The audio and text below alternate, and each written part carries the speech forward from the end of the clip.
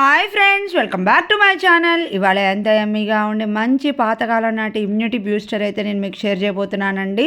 అదే జొన్న పిట్టు. దీనికి వచ్చేసరికి జొన్నలు అయితే తీసుకున్నా అండి, ఒక గ్లాసు. అది పచ్చ జొన్నలు అయితే తీసుకున్నాను. అవి ముందు రోజు అయితే నానబెట్టేసేసుకొని దాన్ని మొలకలైతే ఇది స్ప్రౌట్స్తో చేశానండి. దీన్ని ఇంకో వెరైటీగా కూడా చేస్తాను, అది ఇంకోసారి నేను మీకు డెఫినెట్గా షేర్ చేస్తాను. ఇప్పుడు వచ్చేసరికి నేను జొన్న స్ప్రౌట్స్తో అయితే చేశానండి.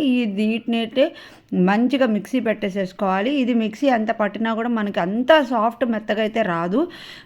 వీలైనంత వరకు మెత్తగా ఉండేటట్టయితే మిక్సీ చేసుకొని ఒక గ్లాసు జొన్నలకు వచ్చేసరికి ఒక ముప్పావు బెల్లం అయితే సరిపోతుంది, తురిమిన బెల్లము. ఈ బెల్లం కూడా బాగా మిక్స్ చేసుకోవాలి. ఇది కొంచెం టైం తీసుకుంటుందండి, ఎందుకంటే పిండిలో బెల్లం బాగా మిక్స్ అయిపోవడానికి.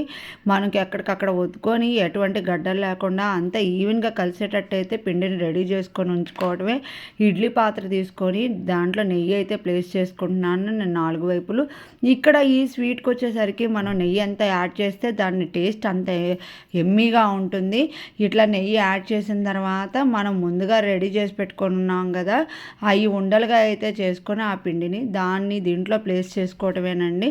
ఇక్కడ నేను వచ్చేసరికి కొంచెం సైజు కూడా పెద్దగా అయితే చేసేసాను.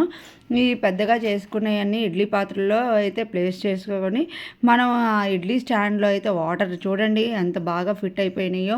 ఇడ్లీ పాత్రలో వాటర్ అయితే పెట్టుకొని ఇది ఆవిరికి అయితే మంచిగా ఉడకబెట్టుకోవడమే అండి. నాది ఒక స్మాల్ సజెషన్ ఇక్కడ. ఎప్పుడైనా కానీ ఈ రెసిపీ ట్రై చేసేటప్పుడు మాత్రం అట్లా స్టవ్ ఆపుకొని అట్లా తినేటట్టయితే దాని టేస్ట్ ఇంకా ఆసమ్ అని చెప్పచ్చు. చూడండి వేడి వేడిగా ఎంత బాగా వచ్చినాయో. ఇలాంటి మంచి వీడియోస్ కావాలంటే ప్లీజ్ సబ్స్క్రైబ్.